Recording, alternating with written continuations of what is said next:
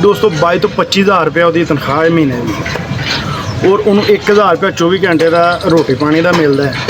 और दोस्तों फी ट्रिप 1500 तो 2,000 तो 2500 के दरम्यान है, ठीक है। फी ट्रिप अगर वो महीने के 14 तो 15 ट्रिप ला लेंदा है, 35-40 हज़ार रुपये की तुसी नौकरी करो किसी मिल फैक्ट्री के सारे खर्चे तुसी अपने कोलों करो, किराए भी ला के जाओ, रोटी भी घरों खाओ।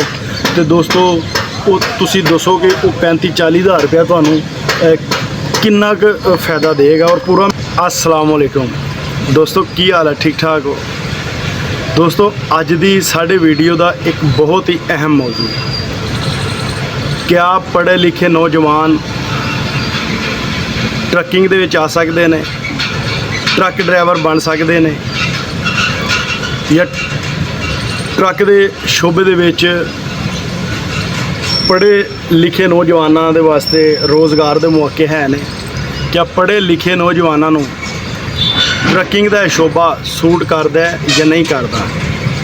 और अगर वो ट्रकिंग के शोबे ट्रक ड्राइवरी दे विच आंदे ने तो एक महीने दे किन्ने क पैसे कमा लैणगे, किन्नियां क मुश्किलात ने शोबे दे विच ते किन्नियां क आसानियां ने? दोस्तों अज इस मौजू के उत्ते खुल के गल करांगे। बड़ी अहम वीडियो है, पूरी देखिया जे। वीडियो पसंद आवे तो कमेंट सैशन दे विच एक प्यारा जिहा कमेंट ज़रूर कर दिया जे। दोस्तों सब तो पहले तो तुहानू मैं दसना चाहना कि पढ़े लिखे जिन्ने भी नौजवान आ, अगर वो बेरोज़गार आ, उन्होंने को कोई कारोबार नहीं है, तो फिर वो इस फील्ड नू चुन सकते हैं। बिल्कुल इन्नी माड़ी ये फील्ड नहीं है। और जिन्ने अच्छे और बेहतर अंदाज नाल पढ़िया लिखिया इंसान इस शोबे दे विचों, ट्रकिंग के शोबे दे विचों पैसा कमा सकता है, शायद ही वो अज दे दौर दे विच किसी दूसरे शोबे दे विचों पैसा कमा सके।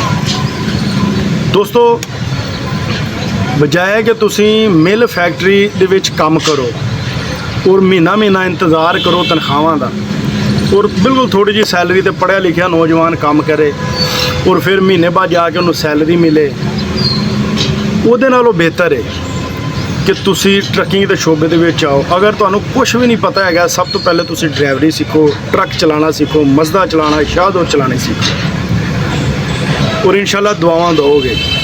मुश्किलात बहुत ज़्यादा ने, तो मुश्किलात भी इहदियां दसदा, आसानियां भी बहुत ज़्यादा ने, ठीक है दोस्तों। सब तो वड्डी गल है कि ट्रकिंग के शोबे दे विच जिहड़ी तनख्वाह है या जिहड़ा पैसा है वो नगद है, ठीक है।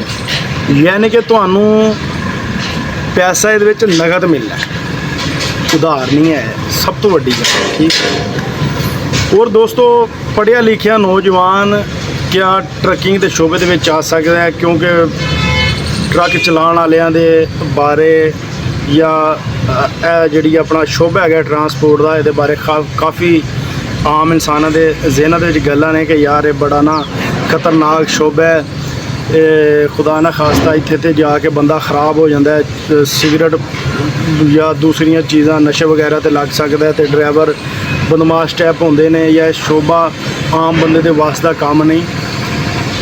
किसी हद तक एक गल दुरुस्त भी है तो किसी हद तक एक गल गलत भी है। दोस्तों हर काम का इंसान खुद जवाबदा होंदा है, जिस तरह की बैठक होएगी उस तरह का इंसान बन जाएगा। देखो अगर तुसी सिगरट पीनी होवे ना, तो तुसी किसी दे नाल भी ना बैठो, इकल्ले ही रहो, तुसी तां भी सिगरट पी सकते हो। ना पीनी होवे तो भावें तुसी 100 बंदे दे मजमे दे विच बह जाओ, तुसी सिगरट नहीं पीओगे।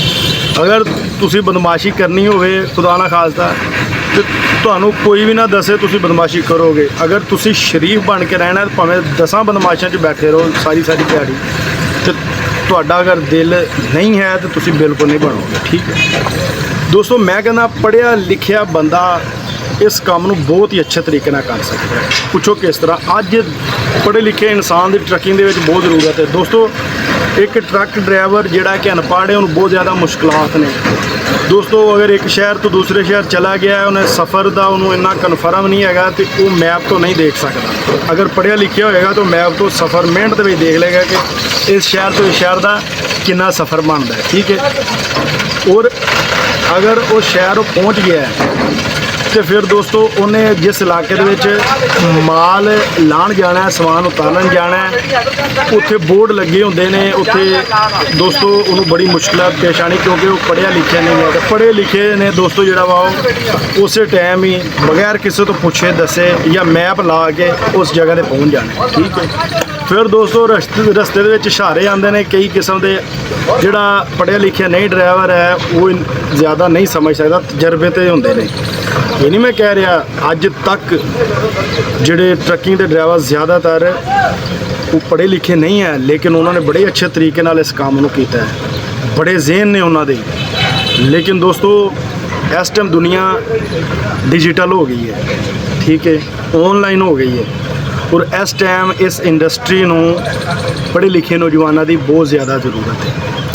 ਪੜ੍ਹਿਆ ਲਿਖਿਆ ਬੰਦਾ ਇਸ ਕੰਮ ਦੇ ਵਿੱਚ ਆ ਕੇ ਤੇ ਮਾਸ਼ਾਅੱਲਾ ਕਾਫੀ ਕੁਛ ਜਿਹੜਾ ਉਹ ਬਣਾ ਸਕਦਾ। ਅੱਛਾ, ਹੁਣ ਦੇਖੀਏ ਕਿ ਇੱਕ ਪੜ੍ਹਿਆ ਲਿਖਿਆ ਨੌਜਵਾਨ ਮਹੀਨੇ ਦੇ ਕਿੰਨੇ ਕੁ ਪੈਸੇ ਕਮਾ ਸਕਦਾ ਹੈ ਟਰੱਕ ਚਲਾ ਕੇ। ਦੋਸਤੋ ਸਭ ਤੋਂ ਪਹਿਲੇ ਮੈਂ ਤੁਹਾਨੂੰ ਦੱਸਾਂ ਕਿ ਇਸ ਟਾਈਮ ਜਿਹੜਾ ਟਰੱਕ ਮਜ਼ਦਾ ਲਾ ਲਓ ਜਾਂ ਸ਼ਾਹਜ਼ੋਰ ਲਾ ਲਓ, ਕੋਈ 2-4 ਹਜ਼ਾਰ ਰੁਪਏ ਦਾ ਉੱਤੇ ਥੱਲੇ ਹੋਏਗਾ। ਕੋਈ ਦੋਸਤੋ 22 ਤੋਂ 25 ਹਜ਼ਾਰ ਰੁਪਏ ਉਹਦੀ ਤਨਖਾਹ ਹੈ ਮਹੀਨੇ ਦੀ, ਔਰ ਉਹਨੂੰ 1000 ਰੁਪਏ 24 ਘੰਟੇ ਦਾ ਰੋਟੀ ਪਾਣੀ ਦਾ ਮਿਲਦਾ ਹੈ। ਔਰ ਦੋਸਤੋ ਫੀ ਟ੍ਰਿਪ 1500 ਤੋਂ 2000 ਤੋਂ 2500 ਦੇ ਦਰਮਿਆਨ ਹੈ, ਠੀਕ ਹੈ, ਫੀ ਟ੍ਰਿਪ। ਅਗਰ ਉਹ ਮਹੀਨੇ ਦੇ ਵਿੱਚ 14 ਤੋਂ 15 ਟ੍ਰਿਪ ਲਾ ਲੈਂਦਾ ਹੈ ਜਾਂ ਤੁਸੀਂ ਕਮ ਸੇ ਕਮ 13 ਲਾ ਲਓ, ਠੀਕ ਹੈ, 2000 ਰੁਪਇਆ ਵੀ ਉਹਦੀ ਫੀ ਟ੍ਰਿਪ ਲਾ ਲਓ ਤੇ ਦੋਸਤੋ ਆਪਣਾ ਇਹ ਕੋਈ 26000 ਰੁਪਇਆ ਬਣ ਗਿਆ। ਉਸ ਤੋਂ ਬਾਅਦ 25000 ਰੁਪਏ ਉਹਦੀ ਤਨਖਾਹ ਲੈ ਲਓ, 25 ਤੇ 26 ਦੋਸਤੋ 51000 ਰੁਪਇਆ ਉਹਦੇ ਇਹ ਪੈਸੇ ਬਣ ਗਏ, ਠੀਕ ਹੋ ਗਿਆ। ਉਸ ਤੋਂ ਬਾਅਦ ਦੋਸਤੋ ਅਗਰ ਉਹ ਰੋਟੀ ਪਾਣੀ ਦੇ ਵਿੱਚੋਂ ਵੀ ਦੋਸਤੋ ਕੋਈ 200-300 ਰੁਪਇਆ ਡੇਲੀ ਦਾ ਬਚਾ ਲੈਂਦਾ ਹੈ ਤੇ ਕੋਈ 7-8 ਹਜ਼ਾਰ ਰੁਪਇਆ ਹੀ ਲਾ ਲਓ। ਤੇ ਦੋਸਤੋ ਉਸ ਤੋਂ ਬਾਅਦ ਅਗਰ ਆਪਣਾ ਕੰਮ ਜ਼ਿਆਦਾ ਉਹ ਕਰਦਾ ਹੈ ਔਰ ਉਹ ਮਹੀਨੇ ਦੇ ਵਿੱਚ ਮਾਲਕ ਨੂੰ ਅੱਛੇ ਪੈਸੇ ਕਮਾ ਕੇ ਦਿੰਦਾ ਹੈ ਤੇ 5-10 ਹਜ਼ਾਰ ਮਾਲਕ ਵੀ ਉਹਨੂੰ ਐਕਸਟਰਾ ਦੇ ਦਿੰਦਾ ਹੈ। ਇਸ ਤਰ੍ਹਾਂ ਕੋਈ 60 ਤੋਂ 65 ਹਜ਼ਾਰ ਰੁਪਏ ਦੇ ਦਰਮਿਆਨ ਇੱਕ ਡਰਾਈਵਰ ਇਸ ਟਾਈਮ ਕਮਾ ਰਿਹਾ ਹੈ, ਠੀਕ ਹੈ। ਔਰ ਮੈਂ ਕਹਿੰਦਾ ਕਿ 35-40 ਹਜ਼ਾਰ ਰੁਪਏ ਦੀ ਤੁਸੀਂ ਨੌਕਰੀ ਕਰੋ ਕਿਸੇ ਮਿਲ ਫੈਕਟਰੀ ਦੇ ਵਿੱਚ, ਉਹਦੇ ਵਿੱਚ ਸਾਰੇ ਖਰਚੇ ਤੁਸੀਂ ਆਪਣੇ ਕੋਲੋਂ ਕਰੋ, ਕਿਰਾਏ ਵੀ ਲਾ ਕੇ ਜਾਓ, ਰੋਟੀ ਵੀ ਘਰੋਂ ਖਾਓ ਤੇ ਦੋਸਤੋ ਉਹ ਤੁਸੀਂ ਦੱਸੋ ਕਿ ਉਹ 35-40 ਹਜ਼ਾਰ ਰੁਪਇਆ ਤੁਹਾਨੂੰ ਕਿੰਨਾ ਕੁ ਫਾਇਦਾ ਦੇਗਾ ਔਰ ਪੂਰਾ ਮਹੀਨੇ ਬਾਅਦ ਤੁਸੀਂ ਪੈਸੇ ਵੇਖਣੇ। ਇਹ ਦੋਸਤੋ ਤੁਸੀਂ ਰੋਟੀ ਵੀ ਮਾਲਕ ਦੇ ਪੱਲਿਓਂ ਖਾਣੀ ਹੈ, ਤੁਹਾਡਾ ਖਰਚਾ ਵੀ ਬਿਲਕੁਲ ਨਹੀਂ, ਜਿਹੜੇ ਪੈਸੇ ਬਚਣੇ ਨੇ ਉਹ ਲਮਸਮ ਬਚਣੇ ਨੇ ਔਰ ਪੈਸੇ ਦੀ ਰਵਾਨੀ ਵੀ ਤੁਹਾਡੇ ਕੋਲ ਡੇਲੀ ਦੀ ਤੁਹਾਡੀ ਜੇਬ ਦੇ ਵਿੱਚ ਪੈਸੇ ਆਉਣਗੇ। ਤੇ ਦੋਸਤੋ ਇਹ ਸਾਰਾ ਫੈਕਟ ਤੁਹਾਡੇ ਸਾਹਮਣੇ ਮੈਂ ਰੱਖ ਦਿੱਤਾ ਟਰੱਕਿੰਗ ਦਾ।